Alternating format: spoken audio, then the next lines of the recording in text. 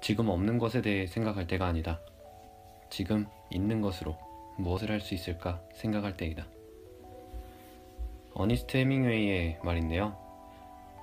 지금 우리가 항상 부족한 것이 무엇일까, 어떻게 하면 가질 수 있을까 생각을 하면서 살고 있는데 대부분이 그렇듯이 항상 결핍에 또 그것을 채우기 위해서 목말라 있죠. 그런데 해밍웨이의 말처럼 지금 우리 주변을 돌아봤을 때 우리 주변에 있는 것들로 과연 내가 무엇을 하고 또 어떤 사람이 될 수 있을까, 또 어떻게 변화할 수 있을지 좀 더 주변을 돌아볼 필요가 있는 것 같습니다. 오늘 하루도 힘들진 않았나요? 파리의 정원에 잘 오셨습니다. 2017년 2월 6일 5번째 이야기 시작할게요. 안녕하세요, DJ 자당입니다. 안녕하세요, DJ 이장입니다. 네, 안녕하세요. DJ 구룡입니다. 한 주 동안 다들 잘 지내셨나요? 아니, 2주 만에 만났는데 그렇죠. 네, 어떻게 지내셨어요? 뭐 엄청 바빴죠, 사실은. 네. 그쵸? 네. 그러다 보니 2주 동안 보지도 못하고 이제서야 녹음을 하게 되네요. 그러니까요. 그래서 2주 만에 만나니까 늘 한 주에 한 번씩, 일주일에 한 번씩 만나다가 2주 만에 보니까 더 되게 오랜만에 본 것 같고, 네. 뭐 적지만 우리 방송 들어주는 분들한테 많이 기다리셨을 것 같아가지고 네, 얼른 녹음해야겠다라는 생각도 들긴 했습니다. 네. 자, 오늘도 어김없이 또 사연 소개하는 하소연, 그리고 이번 주는 파리의 그 숨은 명소들을 한 곳 한 곳 소개하는 거를 앞으로 할 텐데, 오늘은 그 중에 카페 한 곳을 골라서 소개해 드릴 거고요. 그렇죠. 네, 또 세 번째 시네마테크에서는 한국에서도 많이 알려져 있는 프랑스 영화 언터처블에 대해서 또 얘기를 나눠볼 예정입니다. 네. 자, 우리 5번째 이야기 하소연으로 시작하도록 하겠습니다.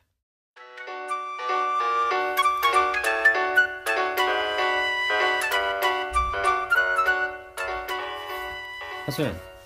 이번 주는 프랑스 지방에서 공부 중인 분에게 사연을 받았는데요. 자, 한번 읽어보겠습니다. 안녕하세요. 사연 보냅니다. 사연 보내는 건 처음이네요. 조금 떨리지만 이내 한번 써내려가 볼랍니다. 나만의 핫플레이스인 프랑스가 주제였죠. 사실 저는 길을 잘 찾지 못하는 편이에요. 그래서 마음에 드는 장소를 찾았더라도 혹은 지나쳤던 곳이더라도 기억을 잘 하질 못해요. 불행하게도 저에게는 2번이라는 것이 자주 없는 편이죠. 하지만 다행히도 저는 길을 자주 잘못 들다 보니까 새로운 곳을 잘 찾아내기도 해요. 그러고 보니 이번 여름에 친구가 차를 타고 가다가 언뜻 보았던 호수를 잊지 못하고 있었다는 것이 기억이 납니다. 뭐 행운이 있다면 언젠가 또 그곳에 가 닿아지겠죠?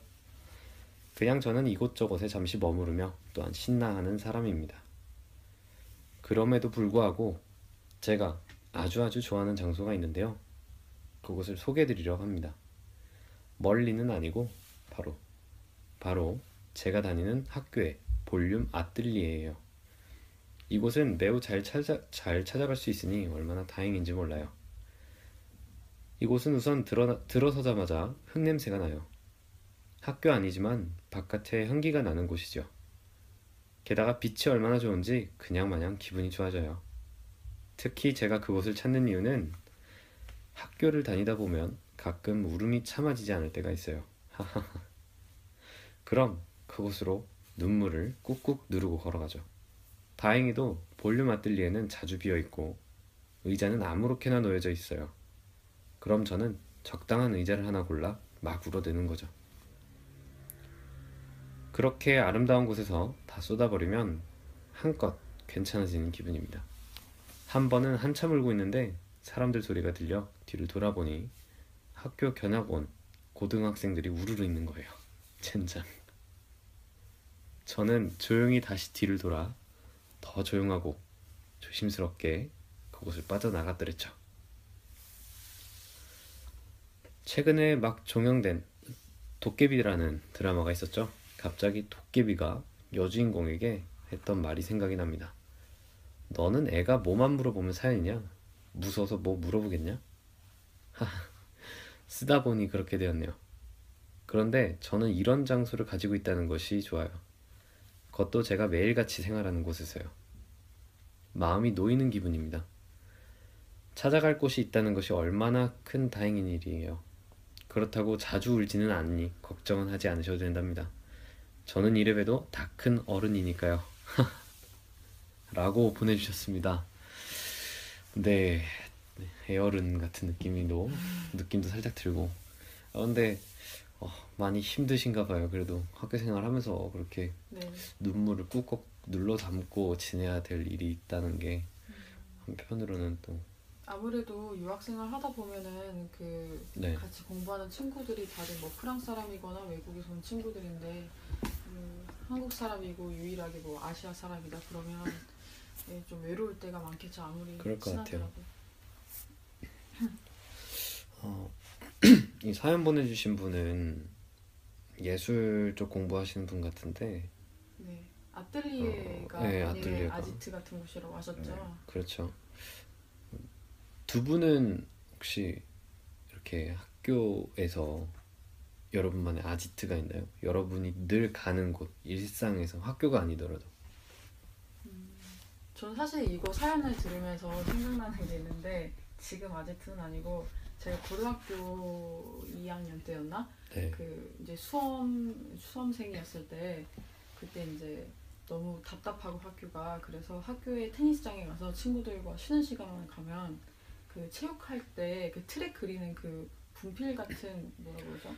네, 그 테니스 코트 라인 긋는 거. 라인 그리는 네, 바퀴 네, 달려가지고. 그걸로 그 운동장에다 SOS를 쓰고 지나가는 막 헬리콥터인데 우리를 살려달라고 그랬던 기억이 나요. 아, 진짜요? 쉬는 시간마다. 네. 독특한 발상이다. 저는 고등학교 때 가서 테니스 코트에서 테니스를 혼자 쳤었는데 벽에다 대고 거기서 그걸 가지고 SOS를 그리셨고.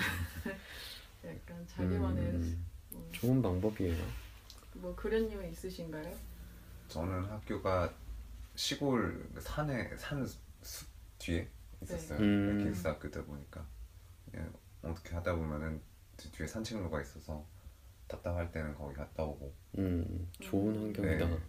되게 좋았던 것 같아요. 고등학교 자체는 그냥 환경 자체가. 뒤에 몰래 가서 담배 피고. 그렇지 않죠. 거기 야식이 많이 있어요. 그쪽에. 야식이? 네. 야식? 네, 야식 파는 게 어. 이름이 기억 안 나네. 그 돼지 불고기 비슷한 거 뭐죠? 산이라고? 두루치기. 두루치기. 네, 두루치기.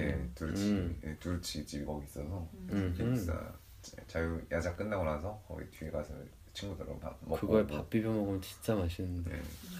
아직까지는 아니더라도 스트레스를 푸는 그냥 장소였던 것 같아요. 아니면 거기 산책로. 산책로? 네. 저는 파리에서 스트레스 푸는 장소는 네. 집 앞에 쇼핑몰이에요. 쇼핑몰? 네. 혼자 살다 보니까 집을 혼자 꾸미고 막 그러는 게 취미가 돼서 그냥 마트 그 쇼핑몰 안에 들어가면 네. 뭐 이제 인테리어 소품도 팔고 뭐 네. 옷도 팔고 이렇게 저런 거 이런 거 저런 거 다양한 거 파니까 그냥 사지는 않고 그래도 사지는 못하더라도 그냥 구경하는 재미? 구경하면서 내 집을 어떻게 네, 꾸밀지 어떻게 꾸밀지. 상상하는구나. 그렇죠. 그런 재미로 잠깐이나마 스트레스 같은 걸 좀 잊어보죠. 거기 안에서. 또 들어오는 길에 맛있는 샌드위치 하나 사 먹고 들어올 때도 있고. 그런 것도 좋은 것 같아요. 네.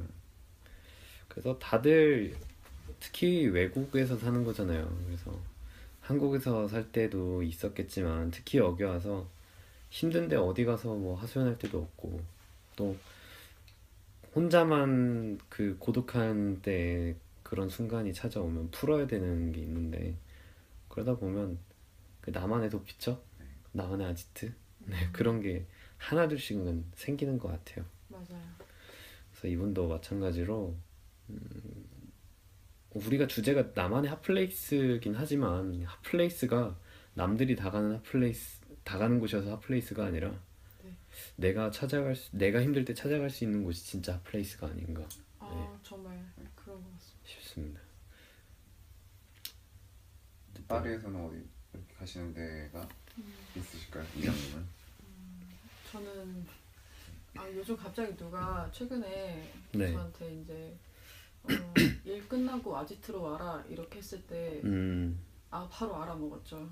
자주 가는 맥주집인데 그 아흐제메티에랑 스트라스부르생드니 쪽에 있는 네네. 나티하이라는 곳인데요. 거기가 맥주가 되게 싸요. 와인이랑 맥주가 한 빵째 하나에 3.3유로. 오 진짜 싸다. 와인이 2.5유로. 세상에. 네, 그리고 좀 있다 보면 사람들이 많다 그러면 아저씨가 감자튀김을 이제 한번 집에서 싹 돌려요? 네, 한번 싹 돌리죠. 와. 레이지 감자를. 이거 말하면 내가 누군지 알 것 같은데. 파리가 좁아요. 한 달이 걸치면 다 합니다. 네, 홍보하는 건 아니고요. 네네네. 맥주가 매우 맛있진 않지만 그래도. 싼 맛에 친구들과 좀 얘기하고 그럴 공간을 가격 대비 찾는다면 만족도가 높은 거. 좋습니다. 라띠하이라는 곳입니다. 그래요. 홍보대사 같은. 홍보대사 같은데 네, 약간. 거기서 딱 그 맥주를 마시고 그다음에 해장으로 옆에 네네네. 옆집은 중국 식당에서 이렇게 이제 국수 같은 거 하나 네. 먹으면 딱 좋거든요. 좋다. 겨울에 또 따끈따끈한 국물 있는 거 먹으면 또 딱인데. 네. 그쵸. 한국 사람도 국물인 것 같아요. 네. 어쨌든 그래요. 우리 DJ 그려님은 어디가 있을까요? 네, 좀 이게 좀 상투적일 수 있는데 저는 사실 스트레스 푸는 건 정말 영화 보는 걸로 풀거든요. 네, 정말 상투적이지만 영화 많이 하시고. 역시 영화 많이 나와요. 진짜 상투적이긴 한데 한국에 있을 때도 그냥 가는 극장이 있었어요. 늘 가는 극장 가서 음. 그냥 영화 몇 시간씩 몇 편씩 그냥 주구장창 앉아서 보고 있고 그 습관은 여기 와서 똑같은 것 같아요. 여기서 자주 가는 영화관은 어디예요? 두 군데인데 네. 그 시네마 디 빵테옹. 네네. 릭상보르 쪽에 있는 거죠. 네, 그렇죠. 소르본 빵테옹 그쪽. 네. 거기랑 좀 그쪽이랑 하나는 이제 뭐 편하니까 샤틀레. 그쵸. 네, 접근성이 영화를- 좋죠 거기. 네. 네. 다양하게 보기도 좋고 또 거기는. 그렇죠. 네. 그래서 그 두 군데 자주 가는 것 같아요. 네. 그러면 정말 마음 편해지고 영화관에 있을 때 사실 영화를 보는 것도 좋은데 영화 나오기 직전에 그 광고 보는 것도 되게 좋아요. 맞아요. 너무 좋아. 네. 그 남들 하는 이야기 그냥 슬그머니 듣는 것도 그냥 재밌는 것 같고 네, 그런 게 좋더라고요. 그럼 그 두 곳에 가면 그런일 볼 수 있겠군요. 네. 저는 그 옆에 있는 복사집을 자주 갑니다. 네. 네, 그 시네마드 빵테온 가시면 그 옆에 있는 복사집에 가시면 자주 저를 보실 수도 있어요. 네. 그래서 어디서 복사하고 있는 아시아 사람이 있으면 아마 절지도 모릅니다. 자르담. 네, 자유당. 네, 뭐 다들 그런 아지트가 하나씩은 있네요. 그래요. 이런 사연 또 자주 받았으면 좋겠어요. 나만의 도피처, 나만의 아지트 이런 거. 네.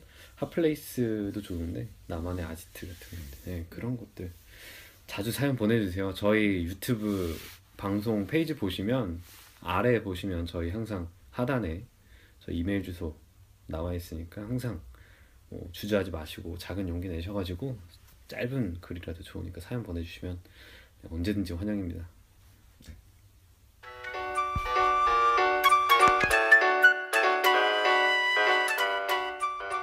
봉구왕 이번 주는 파리의 아주 유명한 또는 숨어있는 카페들에 대해서 좀 얘기해 볼 텐데요. 자, 우선 어떤 카페들인지 한번 우리 DJ 이장님 말씀해 주시겠습니다. 네. 이번에 주제가 나만의 핫플레이스인 만큼 파리에서 가장 유명한 두 군데 카페를 조사해봤어요. 카페 드 플로 그리고 레도 마고라는 곳인데요. 네. 이 두 카페는 오래된 역사로도 유명하죠. 그렇죠. 네. 이곳은 이제 생제르맹-데-프레의 무슨 이웃처럼 위치했어요. 바로 옆에. 네. 네. 근데 이제 명품 거리에 위치하고 있어서 좀 가격이 매우 비싸고 네, 비싼 가격을 자랑하죠. 네, 많이 비쌉니다. 에스프레소 한 잔에 4.5유로를 자랑하는 네, 굉장한 거의 곳이기도 하죠. 그렇죠. 근데 이제 사람들이 그럼에도 불구하고 왜 여기를 많이 찾느냐? 예전에 이제 우리가 알만한 이름 되면 알만한 뭐가 사르트르, 헤밍웨이, 뭐 알베르 까뮈, 뭐 이런 있고.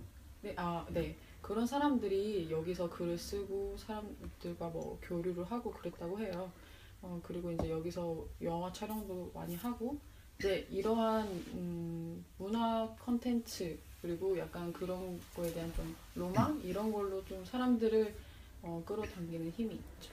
네, 그래서 19세기의 그 살롱 문화를 주름 잡았던 곳 중에 하나가 아닌가. 네. 네, 그래서 레두마고가 굉장히 또 그 옆에 또 있는 카페 드 플로르도 그 두 개가 아마 파리에서 가장 오래됐다고 알려져 있고 또 많은 사람들이 찾아가는 카페로 그럼 알고 있을 거예요. 네, 가시면은 이제 거기 계신 서빙을 하시는 분들이 옷을 정말 그 차려입고. 차려입고 네. 서빙을 하시더라고요. 또 그 업계에선 잔뼈가 굵은 분들이잖아요. 네. 그 가게에서만 15년, 20년씩 일하신 분들이니까. 그렇다고 해서 매우 친절하시진 않더라고요. 그렇진 않습니다. 네, 친절하진 않아요.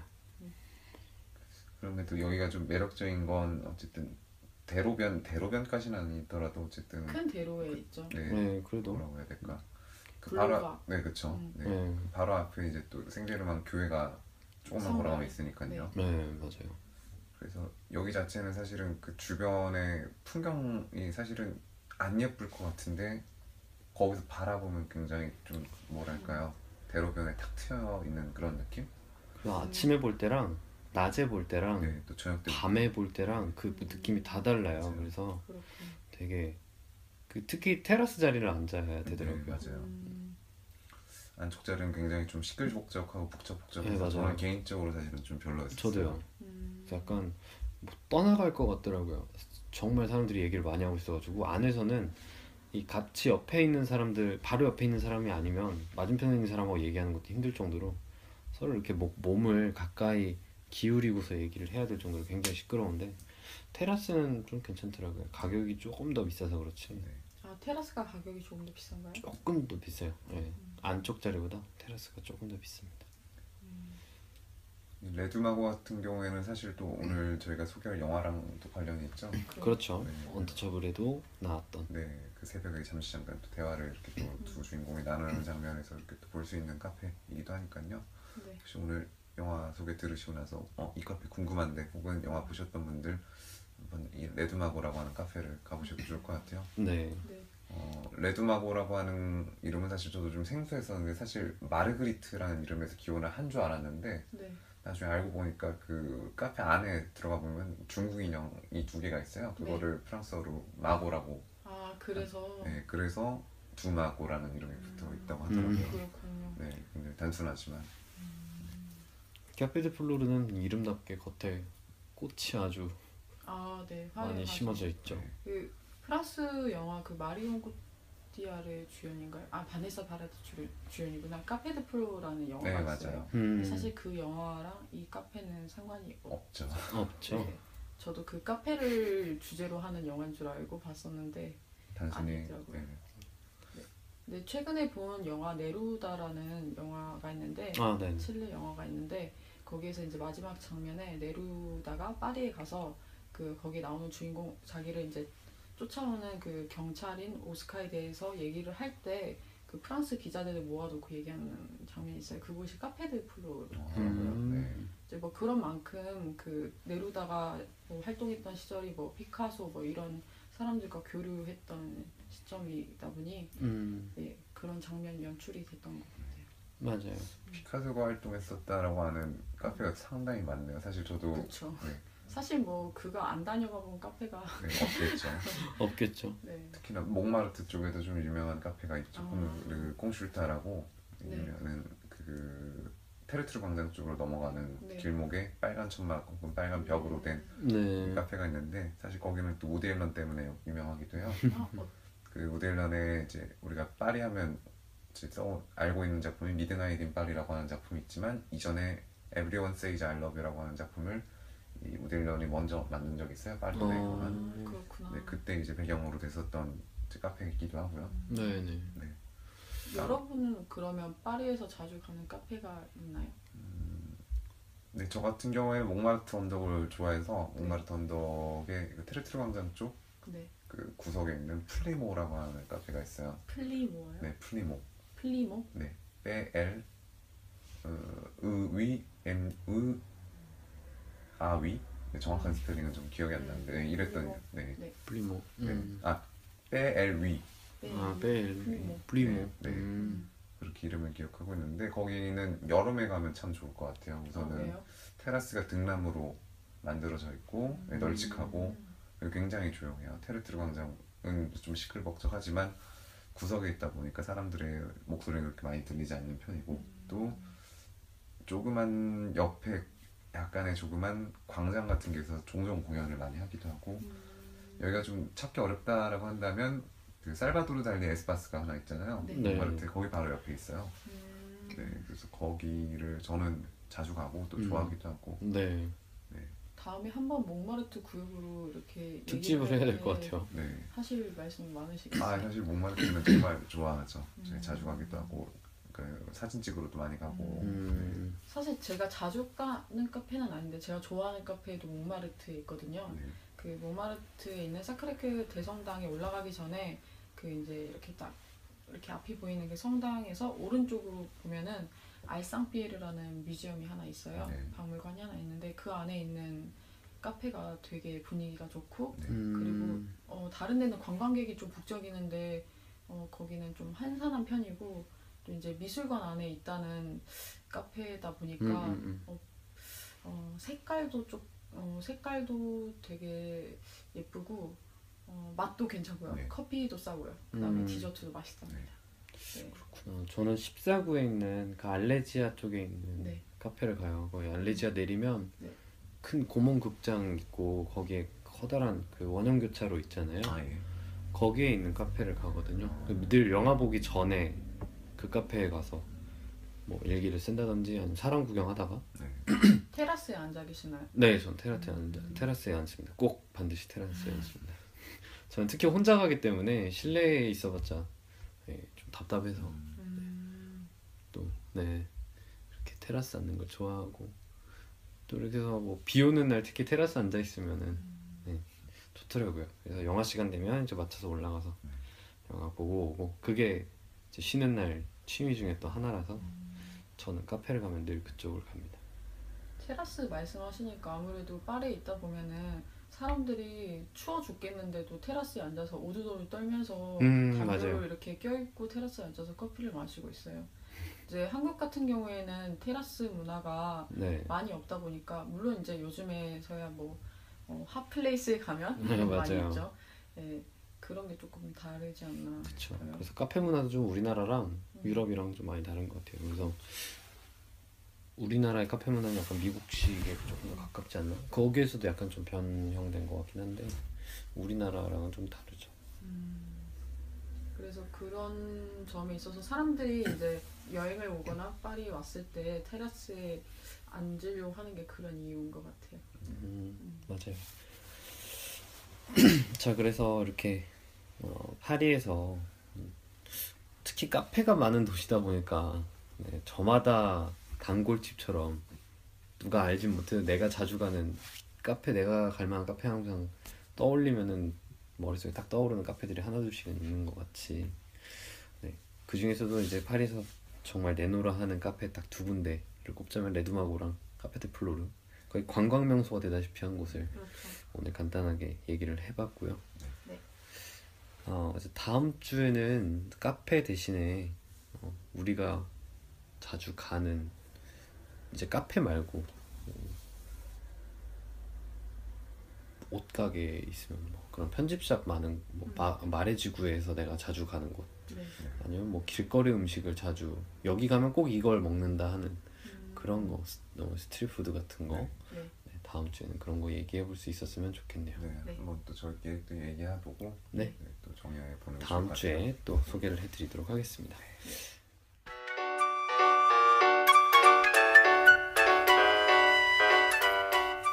시네마테크. 자, 이번 주는 아주 유명한 우리나라에서 잘 알려진 프랑스 영화 중에 하나죠. 언터처블이라는 영화를 소개해 보도록 하겠습니다. 자, 어떤 영화인지 우리 DJ 그련님이 한번 말씀해 주시죠. 네. 아마 영화는 가장 최근에 알려진 프랑스 영화 중에서 한국 분들께서 제일 좋아하는 작품 중에 하나이지 싶고요. 네. 2012년에 우리나라에서 개봉했었던 올리비에 르나카츠 감독의 영화입니다. 네. 주연 배우는 오마르 시 혹은 오마르 사이라고 알려진 배우 그리고 프랑스와 클로제라고 하는 이 두 주인공이 맡아서 말 그대로 이 두 주인공의 우정에 대해서 1%의 우정에 대해서 다룬 영화죠. 네. 그래서 주인공인 이 프랑스와 클로제가 맡았었던 역할은 필립이라고 하는 사람인데 이 사람은 사지 마비의 사고를 당해서 사지마비인 상태, 그래서 휠체어에서만 생활을 하게 되고 이 목 위로만 감각이 살아있고 그 아래로는 감각이 다 죽어있는 인물입니다. 이 부자이긴 한데요. 이 사람이 어쨌든 돈 말고는 가진 게 없는 거죠. 그래서 네. 이제는 고용을 하게 되는 뭐라고 해야 될까요? 환자 보호자, 이 간호사, 간병인. 네 간병인이죠.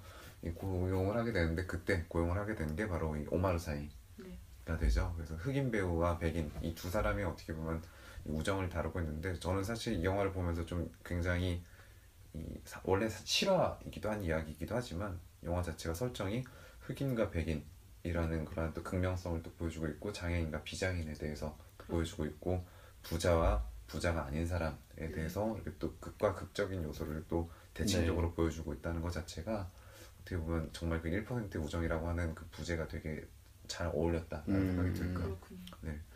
어쨌든 이렇게 점점 서로 그 사이에 있는 그런 간극을 좁혀나가면서 그들의 우정을 키워나간다라고 하는 설정을 가지고 있는 네. 영화가 언터처블 1%의 우정이라고 하는 영화가 될 것 같아요.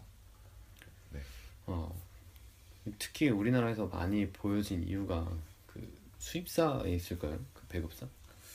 사실은 이 영화 자체가 우리나라에 수입되었을 때 그렇게 큰 가격으로 수입이 되지는 않았어요. 그 기대가 많이 없었다는 그쵸. 거네요. 네, 일단은 그렇게 잘 알려진 영화이지도 않았고 올리베르 나카치라고 하는 감독도 전체적으로 필모그래피를 보면 다섯 작품밖에 영화를 만들진 않았어요. 상대적으로 우리나라에 잘 알려진 프랑스 감독은 아니라는 거죠. 물론 이 프랑스 크루즈 같은 경우에는 다수의 프랑스 영화에 이미 나왔었기 때문에 이미 이 프랑스 영화를 조금 보시는 분들께서는 잘 알고 있는 배우이지만 주연 배우로 맡았었던 오마르 사이라고 하는 배우는 그렇게 알려진 배우도 아니었고 그렇죠. 영화 거의 장편 첫 작품이었기 때문에 맞아요. 그 당시만 해도 거의 뭐 네, 영화 쪽에선 신인이었죠. 신인이었죠. 네, 신인이었죠.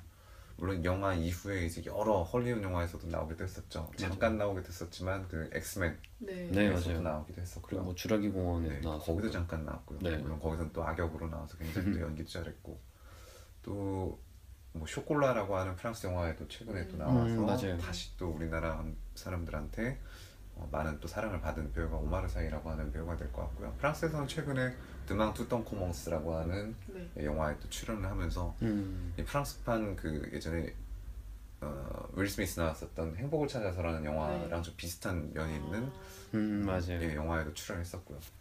어쨌든 이 영화 때문에 이 오마르 사이는 인지도를 크게 올리긴 합니다. 네. 어쨌든 이제 아까 그 얘기를 또 다시 이어서 하자면 처음에 이 영화가 그렇게 막 성공할 거라는 예견은 못했었어요. 근데 기본적으로 성공을 할 수 있었던 것은 아마 제 생각엔 마케팅 부분이었던 것 같고요.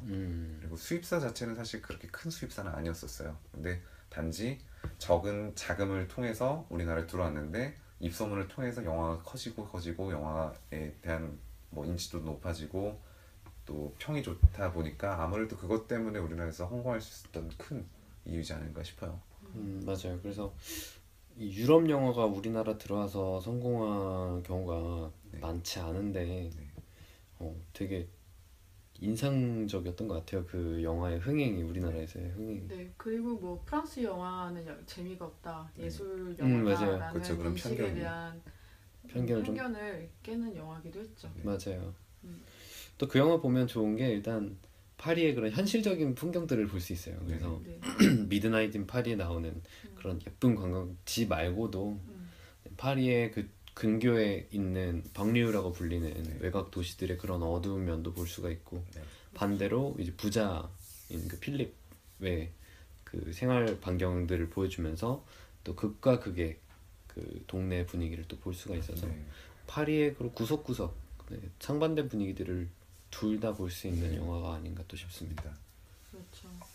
사실 저는 이 영화가 우리나라에 들어오는 프랑스 영화에 어떻게 보면 좀 물꼬를 튼 영화라는 생각도 들어요. 2012년 기점으로 사실 이 아트버스터라고 하는 장르 자체가 우리나라에서 굉장히 또 크게 성행을 하게 되는데 어떻게 보면 그 시발점이 됐었던 영화가 바로 이 영화이지 않을까 싶기도 하고요. 맞아요. 그 이후로 또 많이 들어왔죠. 개인적인 생각으로는 또 아트나인이라고 하는 우리나라의 사당동에 있는 프랑스 영화를 또 주로 많이 상영해주는 극장이 있어요. 예술영화 전용관이고요.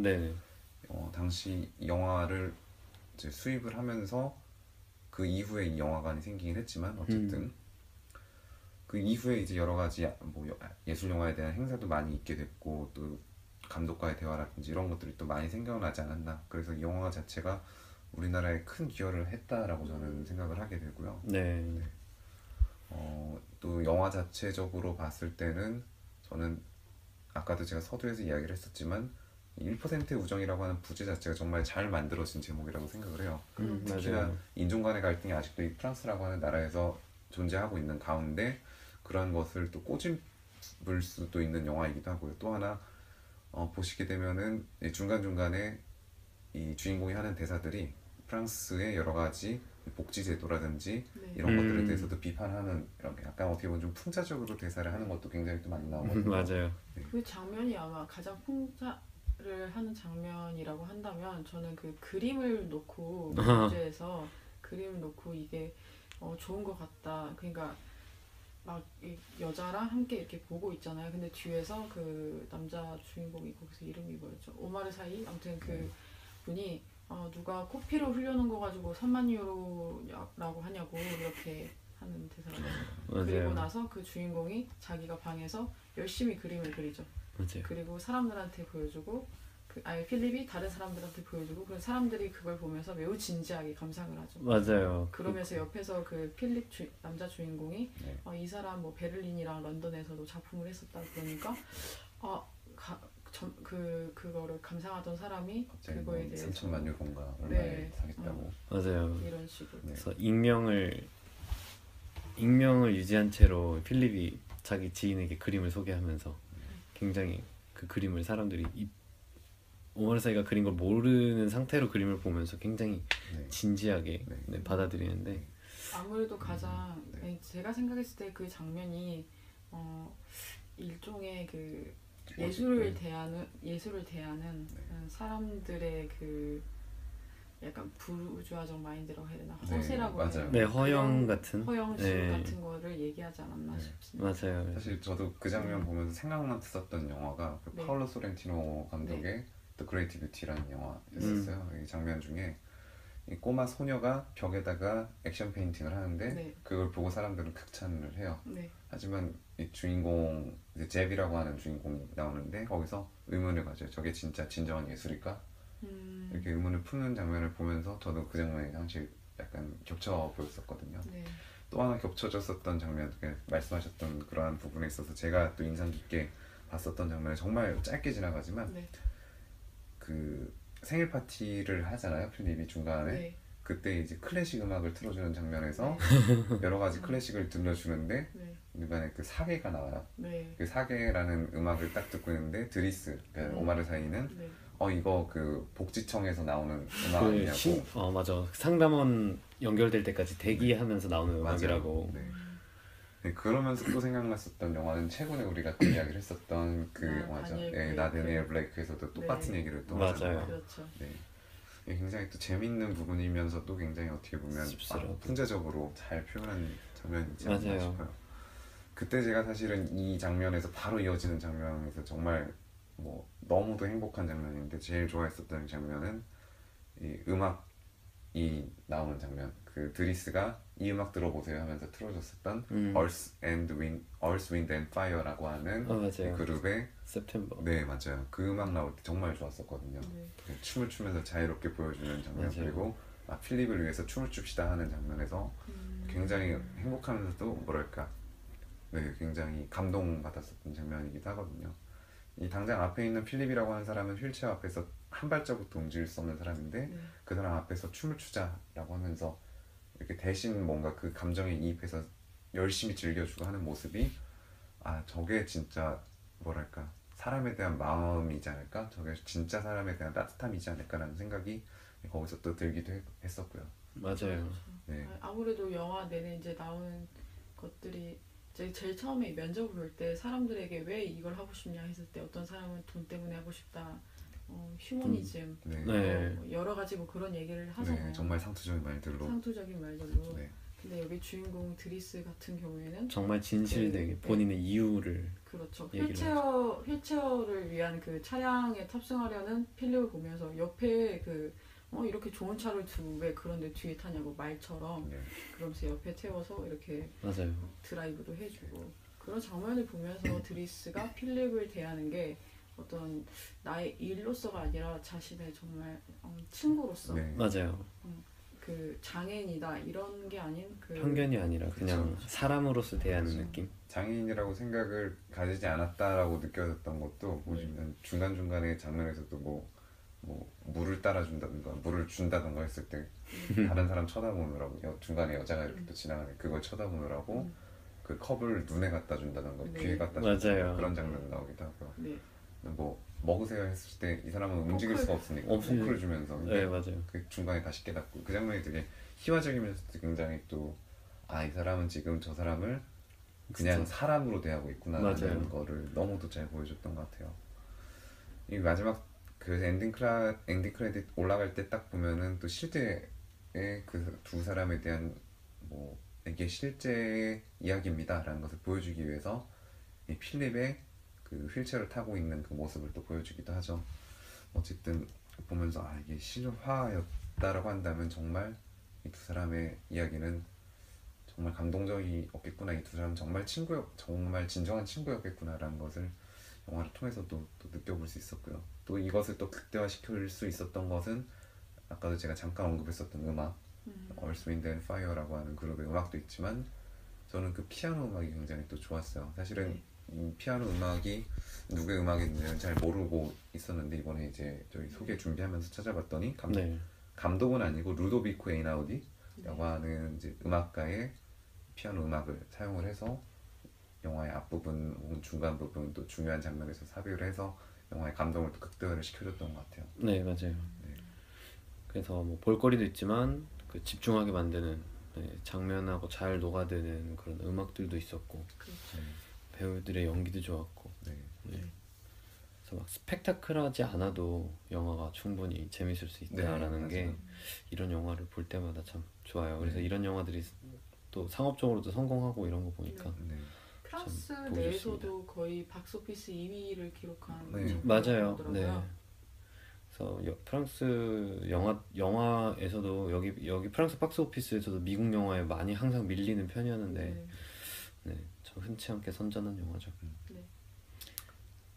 아무튼 또 뭔가 좀 이제 봄이 다가오기 직전에 사실은 이제 겨울에 막바지가 조금씩 오잖아요. 근데 모든 막바지라고 하는 것이 더 그 순간의 감정을 더 극하게 느끼는 것 같아요. 그러니까 무슨 얘기를 하고 싶은 거냐면 예전에 그 배트맨 다크나이트에서도 나왔었던 얘기인데 네. 해가 뜨기 전 동이 트기 직전이 가장 어둡다라고 하는 것처럼 봄이 오기 전 직전의 겨울이 가장 춥다라고 하더라고요.